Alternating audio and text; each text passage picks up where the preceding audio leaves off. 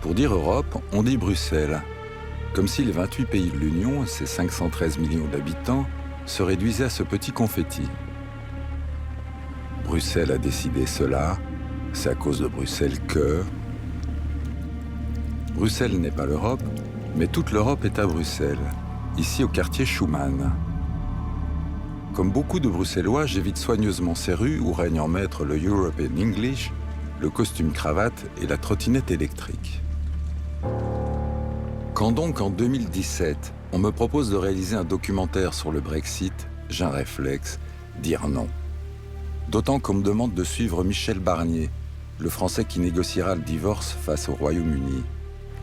A priori, Barnier et moi, ça ne va pas le faire. Le négociateur est un Européen convaincu, tandis que moi, pour être honnête, en 2016, j'aurais voté Leave comme 52% des Britanniques. Ne fût-ce que pour dire « Et là-haut, il serait peut-être temps de nous écouter ». Nous sommes le 19 juin 2017, un an après le référendum sur le Brexit. Les négociations commencent. Les journalistes, britanniques en tête, se pressent pour assister au plus grand divorce de l'histoire.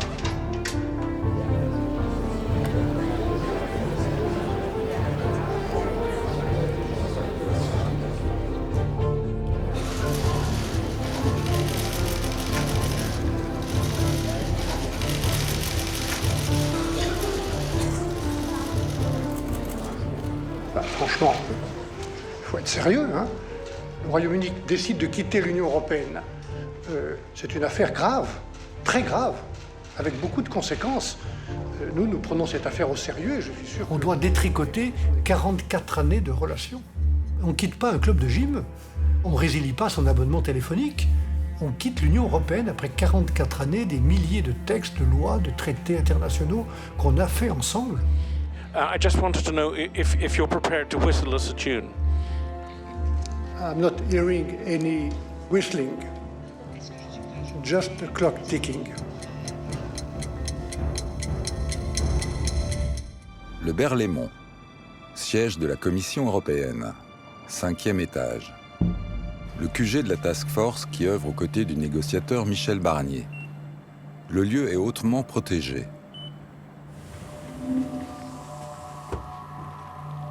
No phones, no phones. Autour de Barnier, une équipe d'une cinquantaine de spécialistes de haut vol, dont certains ont l'habitude des négociations délicates. Non, moi ça me va si ça colle au niveau du... Leur mission, je veux bien. négocier un retrait ordonné du Royaume-Uni. La tâche est colossale et le temps est court. Il quitte 750 accords internationaux que l'Union européenne a signés avec des partenaires ou des pays tiers.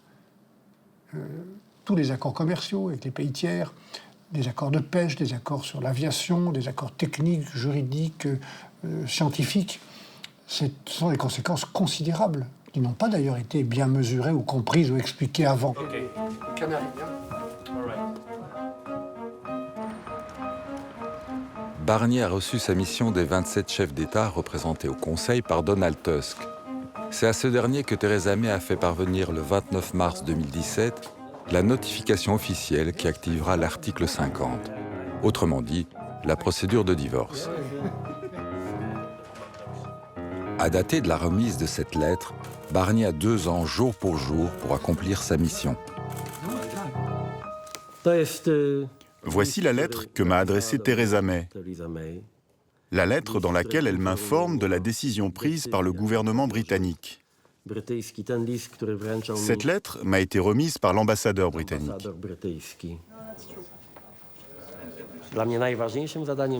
À mes yeux, le plus important était de maintenir l'unité parmi les 27. Il était aussi de ma responsabilité de redire clairement que le référendum au Royaume-Uni n'est pas le début d'un processus qui déboucherait fatalement sur une sortie de l'Union européenne.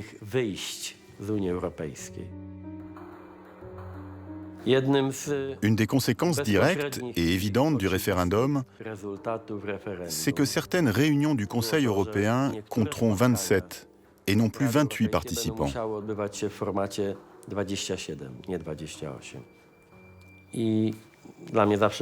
Or, pour moi, à titre personnel, il est toujours très triste, à l'issue de la réunion à 28, de devoir dire à Madame la Première ministre May Teresa, il est temps d'y aller.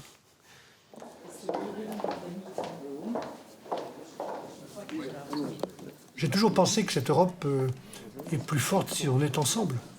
Donc en 1972, j'avais 21 ans. J'étais donc depuis plusieurs années militant du Parti gaulliste. De Gaulle avait beaucoup de réserves, de réticences à accueillir le Royaume-Uni dans l'Union européenne.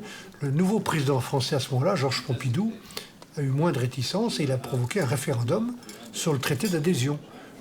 Et j'ai fait campagne pour le oui, ce qui n'était pas forcément évident pour un jeune gaulliste, mais je ne l'ai jamais regretté. J'ai toujours pensé, je pense toujours, qu'il vaut mieux être ensemble que chacun chez soi ou chacun pour soi. Dans le monde d'aujourd'hui, c'est encore plus vrai qu'en 72. L'unité des 27 sera capitale dans cette négociation. Barnier a donc choisi d'associer le Parlement européen à ses démarches. Car au bout du compte, il faudra son accord pour entériner le traité de retrait. Le négociateur sera donc en contact permanent avec un groupe de travail destiné à suivre le Brexit.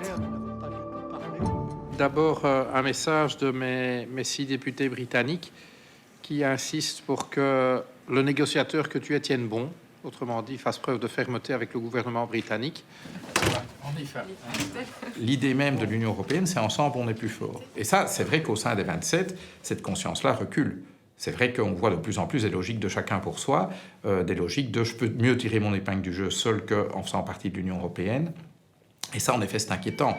On voit les Européens se diviser sur beaucoup de sujets, sur le sujet de la zone euro, sur le sujet migration, sur le sujet de la transition énergétique, etc.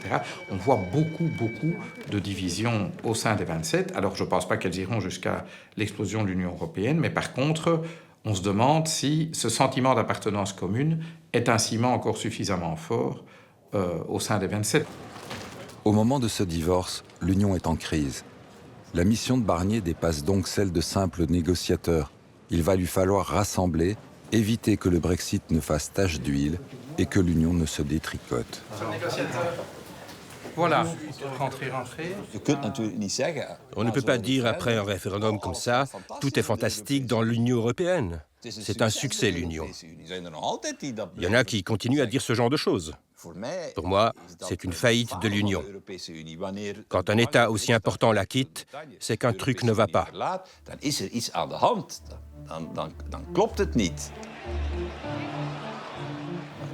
Ce n'est naturellement pas la première sonnette d'alarme. Il y en a eu d'autres avant, au Danemark, en Hollande, en Irlande. Mais la réaction a toujours été jusqu'ici, on va surpasser ça.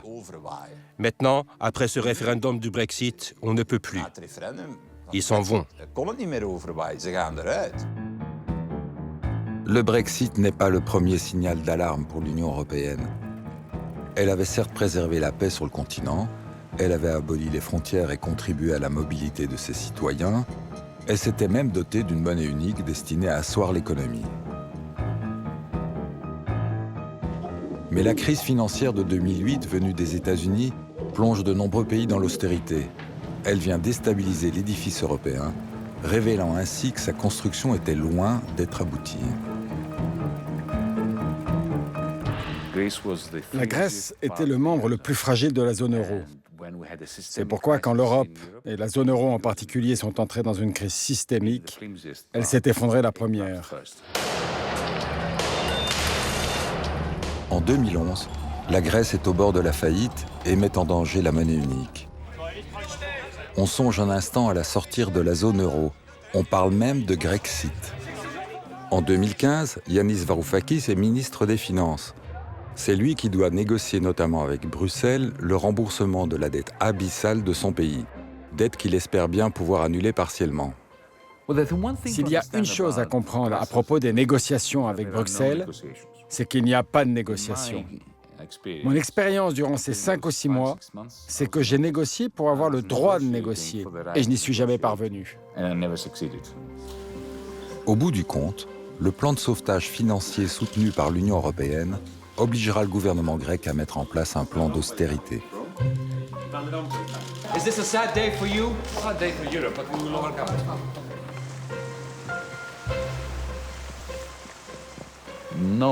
Aucun autre pays n'a subi l'austérité que nous avons connue.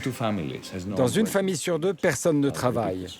J'insiste parce que c'est une situation tragique. Dans une famille sur deux, personne ne travaille. Ils vivent sur des pensions qui diminuent d'un jour sur l'autre. Aujourd'hui, nous faisons face à une quadruple faillite. Faillite de l'État, faillite des banques, faillite personnelle et faillite d'entreprises. Tout le monde a des dettes et personne ne peut les rembourser. Et l'Europe prétend que tout s'arrange. Car que font-ils, ces gens? Ils empruntent encore pour se donner l'illusion que ça continue. À cette époque, personne n'évoquait un Brexit. Tout le monde parlait de Grexit. Et la grande question était, la Grèce va-t-elle rester dans l'euro ou pas? Un pays peut-il quitter la zone euro? Peut-il rester dans l'Union européenne s'il quitte la zone euro? Quel serait l'impact d'un tel départ sur les autres pays de la zone? Bien sûr, la crise a été ressentie au Royaume-Uni, ce qui a provoqué une crise politique. Les Britanniques ont simplement dit « Nous ne voulons pas faire partie d'une Europe qui renfloue systématiquement les pays sous prétexte qu'ils souffrent de la crise économique. » La crise financière a donc alimenté le très historique euroscepticisme britannique. David Cameron, alors Premier ministre et chef du Parti conservateur, reproche à l'Europe de prendre ses décisions en fonction des intérêts de la zone euro. Il exige des réformes. Si sa demande n'est pas entendue, il organisera un référendum sur l'appartenance de son pays à l'Union. Ce référendum lui servirait d'autre part à résoudre les tensions internes du Parti conservateur, divisé depuis toujours sur la question européenne. Le Brexit est en fait le résultat du psychodrame qui agite un parti conservateur profondément divisé entre les plus nationalistes, qui pensent que l'Europe interfère avec notre souveraineté, et la branche plus traditionnelle du parti, qui estime qu'en tant qu'économie moderne et prospère, la Grande-Bretagne doit faire partie de la grande famille européenne. At some stage in the next few years, the EU will need to agree on treaty change to make the changes needed for the long-term future of the euro. And when we have negotiated that new settlement, we will give the British people a referendum with a very simple in or out choice. De plus en plus de voix s'est levée parmi les conservateurs, mais aussi en marge du parti, pour demander un référendum sur l'Union européenne et notre avenir dans l'Union. Et j'ai dit OK. Je pensais que c'était une bonne idée, parce qu'à mes yeux, ça permettrait de crever l'abcès. Si le référendum est un succès, l'affaire est réglée, on met la question au placard pour 30 ou 40 ans, merci beaucoup, on passe à autre chose.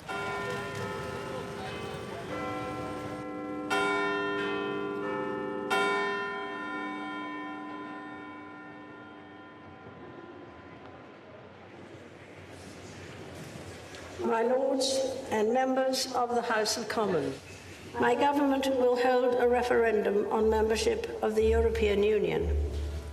I pray that the blessing of Almighty God may rest upon your councils. We have to make people understand that what this referendum is about is taking back control of our lives, our laws, and our borders. We can take back control of our immigration system. And if we vote leave on June the 23rd, we can take back control of £350 million a week.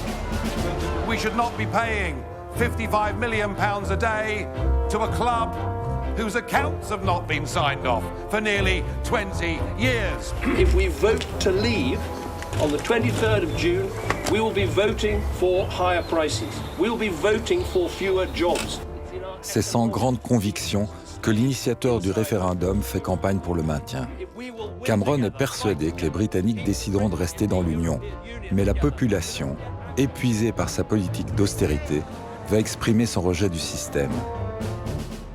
S'il n'y a plus de travail, c'est à cause des étrangers. Et à qui la faute?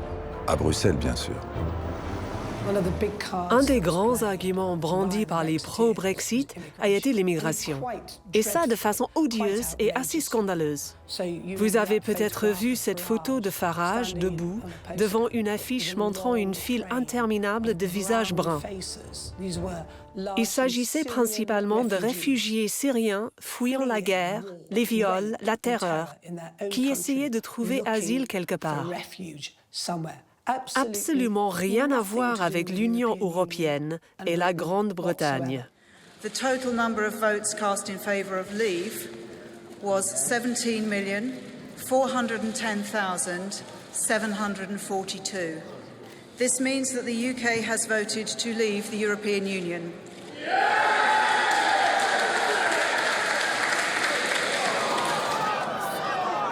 Cameron a parié, Cameron a perdu, exit Cameron.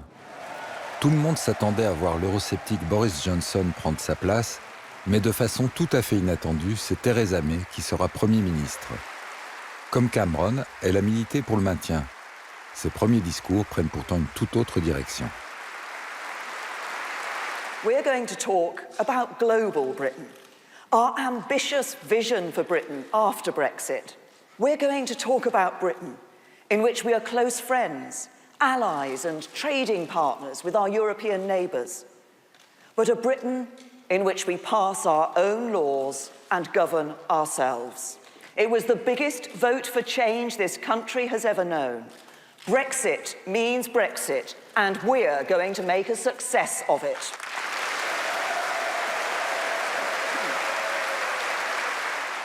Un référendum est fatalement binaire. Oui, non, dedans, dehors, rester, partir. C'était la question posée, et c'est celle à laquelle les gens ont répondu. La question qui vient juste après, bien sûr, c'est à quel genre de Brexit allons-nous avoir droit? Comment sera-t-il mis en place? Quand? Sous quelles conditions?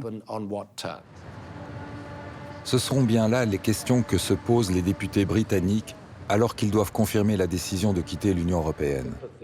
En février 2017, ils auditionnent donc l'un des meilleurs connaisseurs des arcanes de Bruxelles, le Britannique Jonathan Faull, ex-porte-parole de la Commission. Is it realistic to think that we can get an agreement in 1 year from the autumn of this year to October 2018? Well, it depends on the level of ambition in the negotiations. We've had the recent experience of the agreement with Canada, which has taken a very long time. Can you remind us how long the undertaking... The Canadian agreement took? Took? I mean, it's still not yet fully in force, and it started at least 7 years ago. I don't have the exact dates to hand, but it's taken a very long time.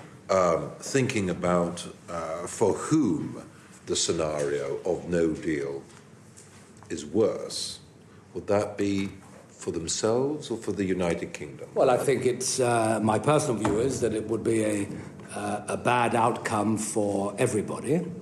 In terms of the EU negotiators who will be negotiating on behalf of Brussels, how hard are they going to work? Extremely hard. Michel Barnier, as you know, former minister, former commissioner, has been put in charge of this. He has a dedicated team working on it, and they will work day and night. On y va. Le 19 juin 2017, soit un an après le référendum, Barnier accueille pour la première fois le négociateur britannique David Davis, un eurosceptique notoire. L'enjeu de l'affrontement est clair. D'un côté, les Britanniques veulent récupérer leur souveraineté et leurs frontières. D'un autre, Barnier et les Européens cherchent à défendre une construction qui a pris des années à s'élaborer. Ensemble, ils doivent s'accorder sur un traité de retrait pour ensuite, éventuellement, pouvoir envisager l'avenir. Le Royaume-Uni doit assumer les conséquences de ses choix. C'est lui qui veut sortir de l'Union, nous respectons ce choix, même si nous le regrettons. C'est lui qui décide, dans le même esprit, de sortir du marché unique parce qu'ils ne veulent plus respecter la liberté de circulation des personnes, ils ne veulent plus reconnaître le rôle de la Cour de justice, ils ne veulent plus accepter nos règles.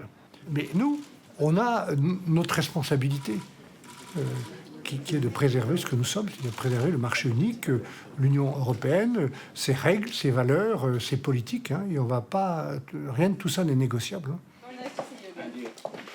Nous avons exigé de négocier d'abord sur les sujets du divorce, de mettre de l'ordre dans cette séparation, de remettre de la sécurité là où le Brexit crée de l'insécurité, avant de débuter des discussions sur la future relation.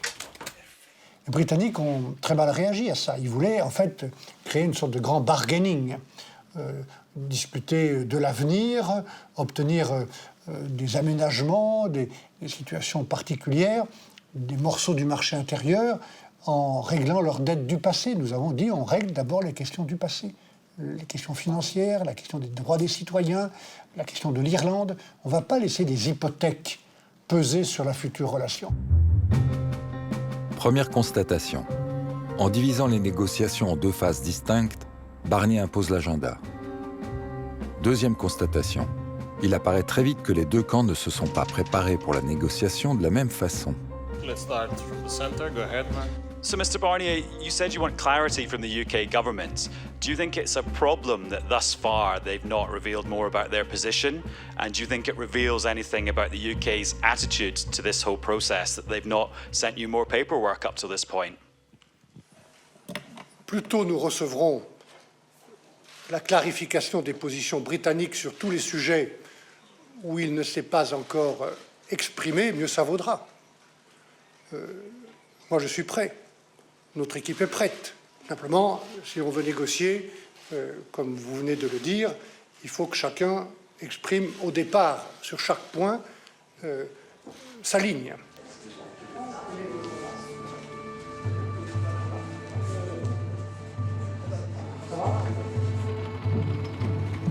Les négociateurs abordent le premier des trois sujets du divorce, le sort des citoyens. Avec le retour d'une frontière en Europe, environ 5 millions d'entre eux deviendront subitement des ressortissants étrangers. On a engagé cette première séquence sur les sujets de la séparation, les sujets les plus importants. Et le plus important pour nous, pour remettre de la sécurité là où il n'y en a plus, c'est la question des citoyens. Il y a 3,5 millions de citoyens européens qui vivent et qui travaillent au Royaume-Uni et qui sont inquiets. De l'autre côté, il y a aussi 1,5 million au moins de citoyens britanniques qui vivent, travaillent, sont en retraite en Europe et qui sont inquiets pour leur situation, pour celle de leurs enfants, pour leur carte de résidence, pour leurs droits sociaux, pour le versement de leur retraite. Donc nous devons donner de la sécurité. Ça, c'est la priorité pour nous et les Britanniques dans cette négociation. Parmi les Européens présents en Grande-Bretagne, 1 million de Polonais. Le Royaume-Uni les avait accueillis à bras ouverts lors du grand élargissement au pays de l'Est en 2004. Nous nous sommes complètement trompés dans nos estimations. Nous pensions qu'il serait quelques dizaines de milliers et ils sont venus par centaines de milliers. Mais notre économie était vraiment solide. Notre économie avait besoin de ces gens.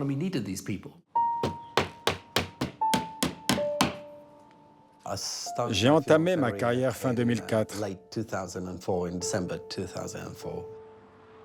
Pour l'entreprise, c'était l'occasion d'attirer la clientèle polonaise, avec tous ces Polonais qui arrivaient au Royaume-Uni, donc je me suis chargé de ça.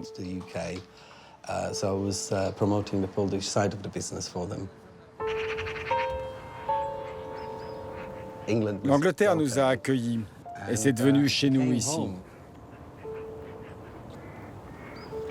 Après le référendum, les gens se sont autorisés à dire « Toi, je t'aime pas, tu viens de Pologne, pourquoi tu n'y retournes pas ?»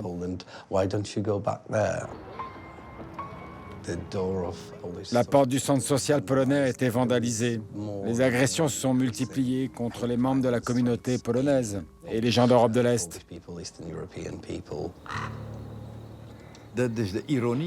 C'est ça l'ironie de l'histoire. Qui a été le plus grand partisan de l'élargissement de l'Union européenne ? La Grande-Bretagne.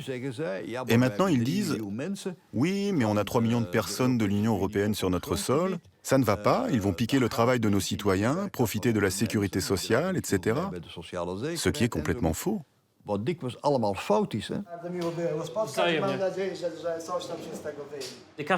Les clients qui viennent dans mon restaurant, ils regardent la télé, ils lisent la presse, ils entendent parler de tout ce racisme qui s'exprime au Royaume-Uni. Et les gens commencent à s'inquiéter. Je ne sais pas, on verra bien. Mais les choses s'annoncent mal et beaucoup partent. Si le gouvernement m'envoie une lettre qui dit « Salut Damian, tu as 30 jours pour quitter le Royaume-Uni », je partirai dans les 24 heures. Pas parce que j'aime pas ce pays, mais parce que si la Grande-Bretagne ne m'aime pas, j'ai aucune raison d'y rester. Deuxième point du divorce, les questions d'argent. Pour les Britanniques, ce point est le plus touchy, puisque les partisans du Brexit, les Brexiters comme on dit, avaient en effet fait campagne sur le thème « L'Europe nous coûte trop cher ». Les Britanniques s'en vont, il faut solder les comptes. La presse londonienne présente la chose comme une punition, destinée notamment à décourager les autres pays candidats à la sortie. Le budget européen, il est construit tous les 7 ans. Et les politiques européennes sont débattues et décidées ensemble, à 28. Les Britanniques payent à peu près 15% de tout, et nous demandons que ces comptes-là soient soldés, puisque les engagements pris sont pris sur 7 ans. En fonction de ces engagements pris à 28, vous avez des milliers de projets partout en Europe, l'agriculture, les régions, les universités, Erasmus. Évidemment, s'il manque 15% à la fin, il y a 15% des programmes ou des projets qui sont interrompus. Et ça, c'est pas possible. Donc nous devons trouver un accord pour que les Britanniques payent leur part, ni plus ni moins. Il ne s'agit pas d'une exit bill, il ne s'agit pas d'une punition, il ne s'agit pas d'une revanche. Mr Davis, on the financial settlement, can you give us at least some clarity because people are confused?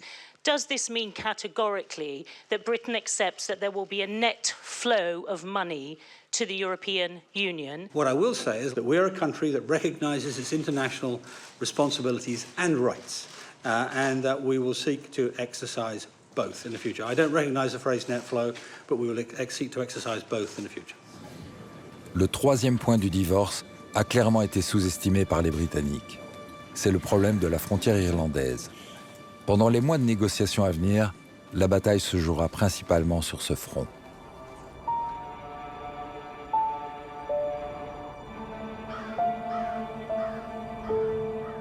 Entre l'Irlande du Nord et la République d'Irlande, qui fait partie du marché unique et de l'Union européenne et qui veut rester dans l'Union européenne et dans le marché unique, il n'y a plus de frontières et on ne peut pas reconstruire de frontières. Vous traversez en Irlande, du côté de la République d'Irlande, capitale Dublin, vous traversez le champ ou la route et vous êtes de l'autre côté, à quelques mètres, au Royaume-Uni. Très bien, tant que ces deux pays sont dans le même espace économique et politique qu'est l'Union européenne. Mais le jour où le Royaume-Uni décide de sortir, il y a une limite entre le Royaume-Uni qui est devenu un pays tiers et l'Union européenne.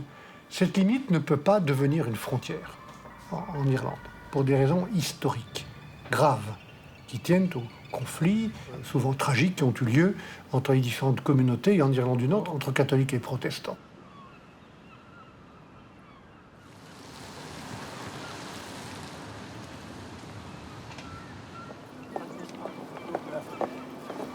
I'll show you the bog side, the border.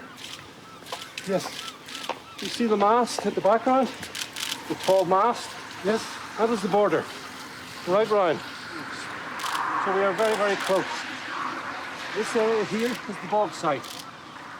The incident of Bloody Sunday happened there. 13 of our people were shot dead by British soldiers. One man would die later. It was a very sad time in the city. Le souvenir des conflits est encore bien présent sur les murs des villes et dans la mémoire des Irlandais. Un rien suffirait à réveiller les fantômes du passé. The first shot hit a 16-year-old boy that was against the fence over here. His second shot hit a 17-year-old boy that was running alongside me. Both of us are now trying to make our way out this side. The 17-year-old was shot in the shoulder here, and the bullet went in there, and it came out there, and it went in here, and it exited at the side of his nose. He actually survived. And what happened was 3 guys ran out, and there was a low wall that came out here, and at the bottom of the wall there was a woman. And when I looked at what she was looking at, my friend Jim Ray was lying here, already shot through the back. And a soldier walked over, stood 6 or 7 feet behind him, and put another round in his back. And I stood here and watched that soldier murder my friend.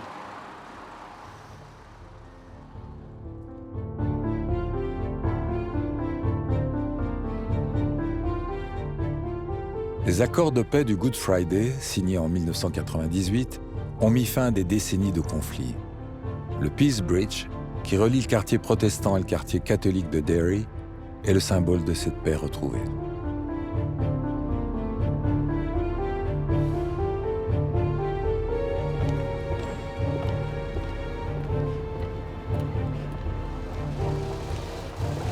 Yesterday I just arrived, and the sun shines, different from Brussels. And I enjoyed a walk on the Peace Bridge. I'm delighted also to meet today with businesses from all parts of the Northern Ireland to understand their opinions and also how to avoid a hard border between Ireland and Northern Ireland. Do you think the British government doesn't understand that the peace process might be at risk through the return of a hard border? We have proposed one solution, which is operational. And the Prime Minister of UK, Mrs. May, has accepted to recognize that we have together to maintain the whole island economy, the peace process, and now we have to find together the operational and practical solution to deliver. Okay. Thank you very much. Le jour où le Royaume-Uni décide de quitter l'Union, de quitter le marché unique, de quitter l'Union douanière, il crée un problème.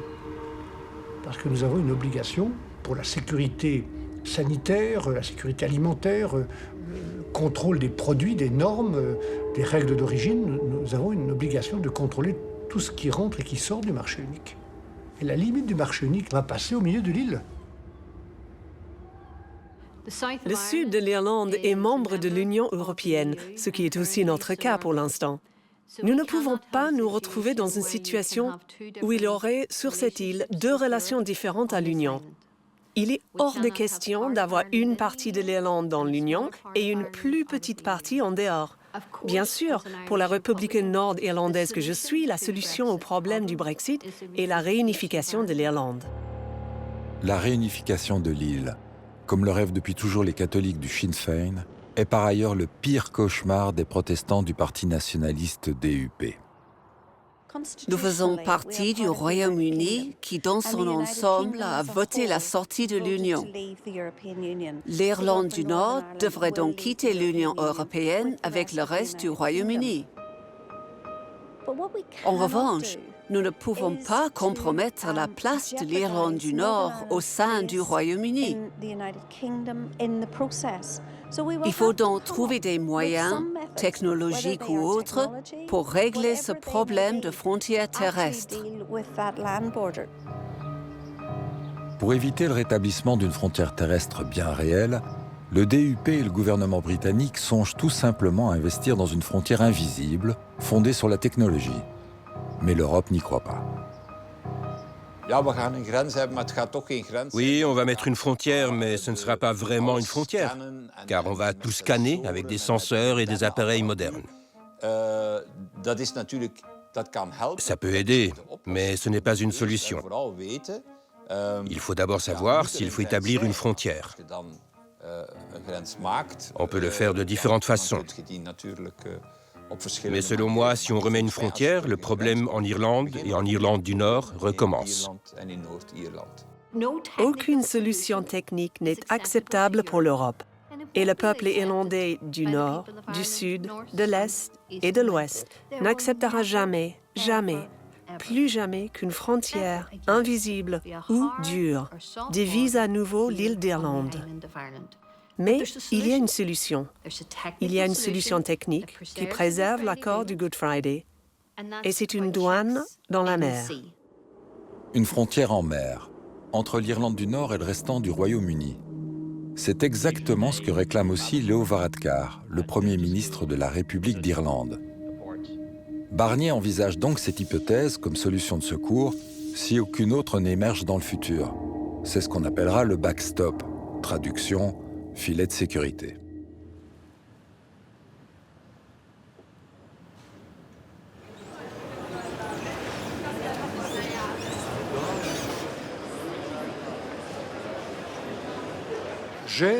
Nous avons des raisons d'être quand même préoccupés par le temps qui passe.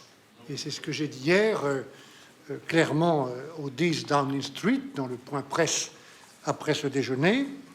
Moi, je vous dis très clairement, nous sommes dans la perspective d'un retrait ordonné, donc d'un accord. On ne peut pas accepter ce traité s'il ne comporte pas les solutions pour l'Irlande. Pour Barnier et les 27, l'Irlande est un enjeu majeur. Cela ne semble pas être le cas pour David Davis, qui n'y voit qu'un problème technique facile à résoudre. En cette fin d'été 2017, il se focalise plutôt sur la facture de sortie. Et puis il y a la question de la Cour de justice européenne. Elle interprète le droit de l'Union, le Royaume-Uni n'en veut plus. Souveraineté oblige. The Secretary of State for exiting the European Union, Secretary David Davis. Thank you, Mr. Speaker. I will now update the House on the 2 rounds of negotiations with the European Union, which took place in July and August. And while at times these negotiations have been tough, it's clear that we've made concrete progress on many important issues.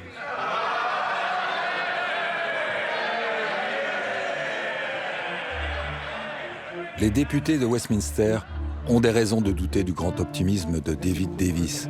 En réalité, les négociations ont déjà pris du retard.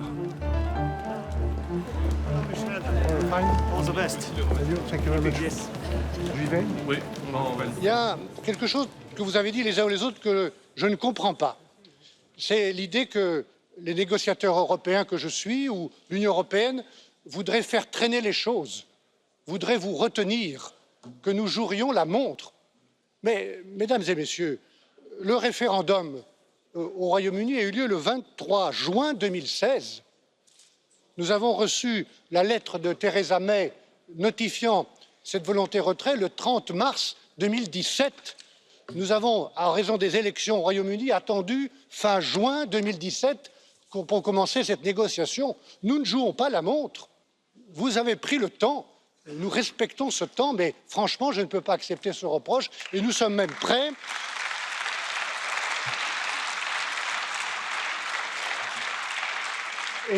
Et nous sommes prêts, je suis prêt à accélérer, à intensifier le rythme des négociations autant que nous le pourrons.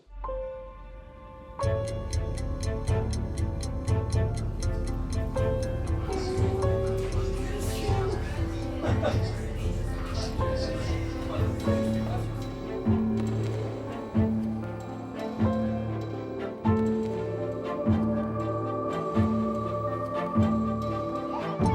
4 décembre 2017. Après plus de 5 mois de travaux intensifs, un bruit court. On est proche d'un accord qui clôturerait enfin la phase 1, la phase du divorce. On serait tombé d'accord sur la question des citoyens, de la facture et de la Cour de justice. On aurait même résolu la question irlandaise. Les journalistes sont là en nombre pour assister au dénouement. Et donc Theresa May arrive avec l'idée qu'au fond le seul point vraiment à discuter, c'est cette question de la Cour de justice, où nous sommes, nous, demandeurs. Et puis, durant cette discussion, Theresa May reçoit un premier message que lui transmet par un bout de papier Roy Robbins, et puis un deuxième message, et on voit bien qu'il se passe quelque chose, on ne sait pas quoi.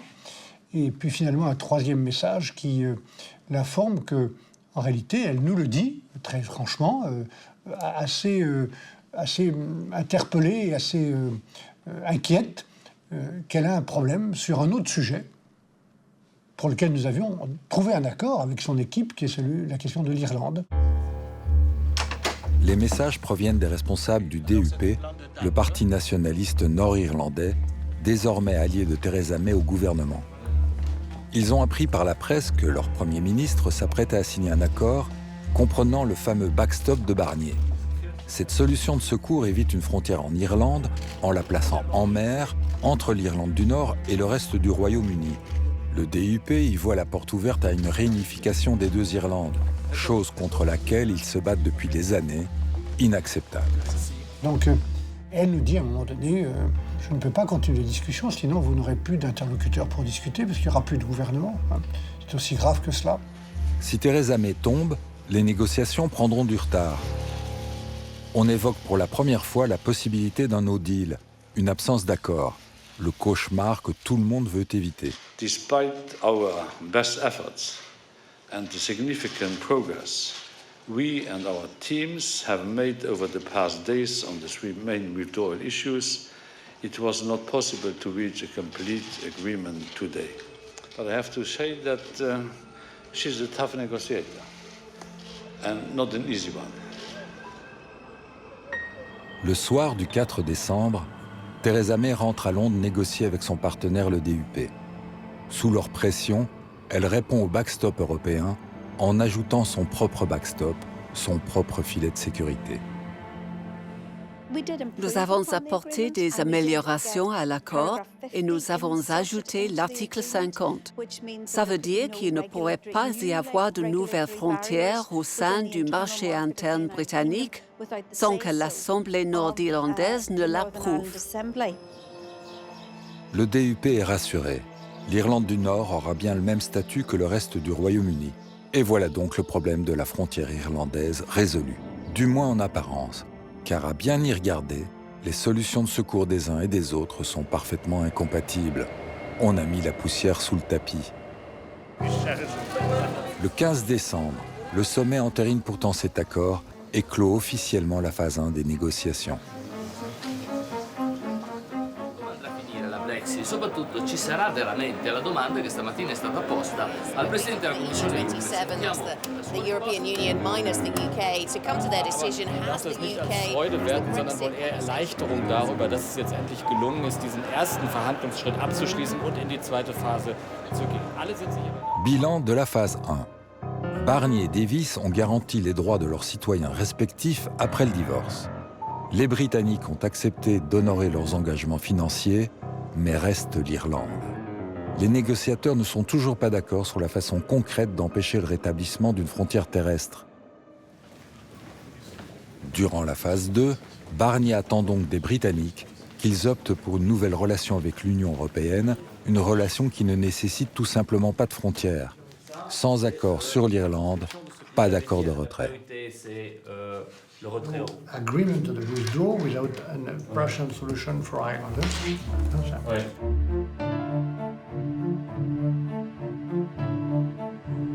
C'est donc avec 2 mois de retard que commence la phase 2 des négociations.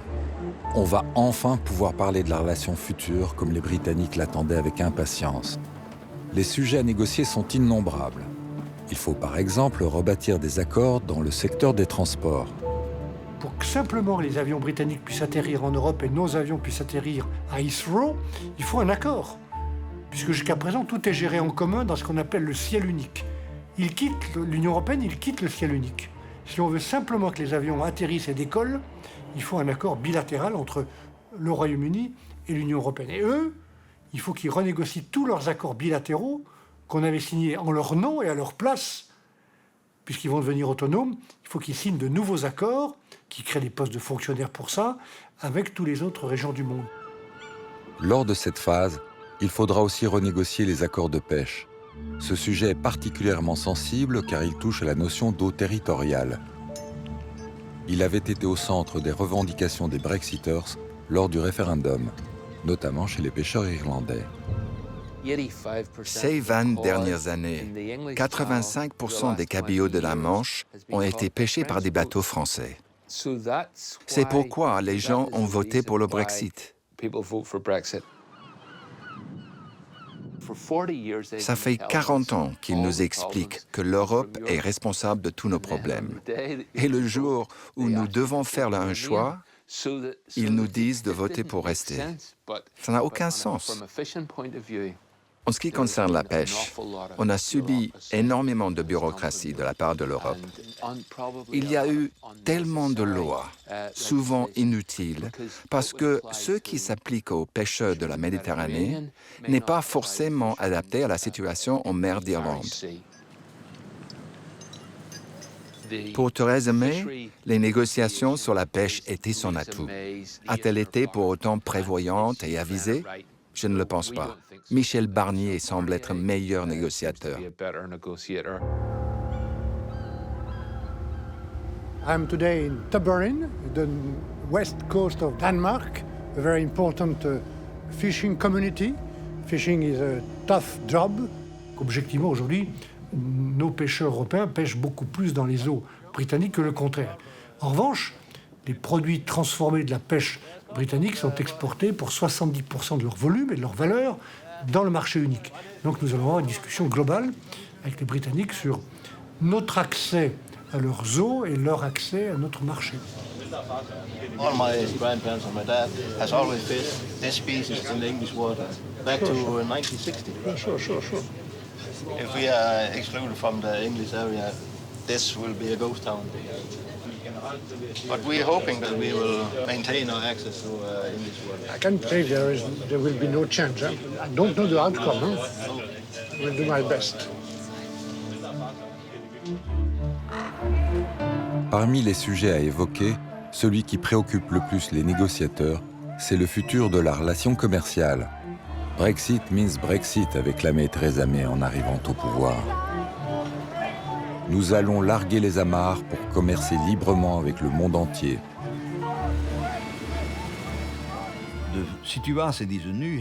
La position qu'ils ont actuellement est la meilleure que l'on puisse imaginer. Ils font partie du plus grand marché du monde. 500 millions de consommateurs avec un haut pouvoir d'achat.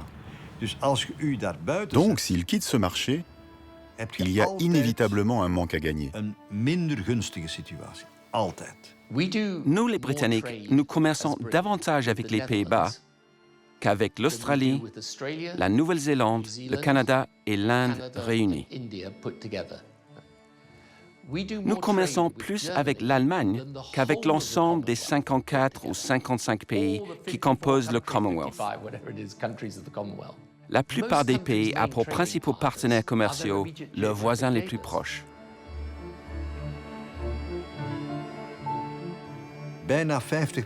Environ 50% des marchandises et des services vont de Grande-Bretagne vers les 27 autres pays.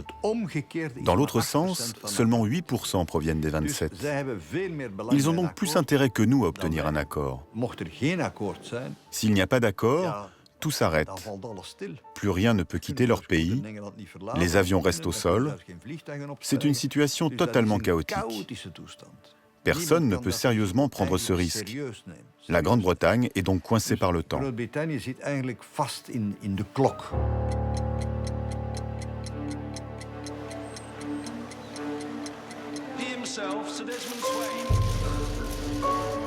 Il vaut mieux être ensemble que chacun chez soi.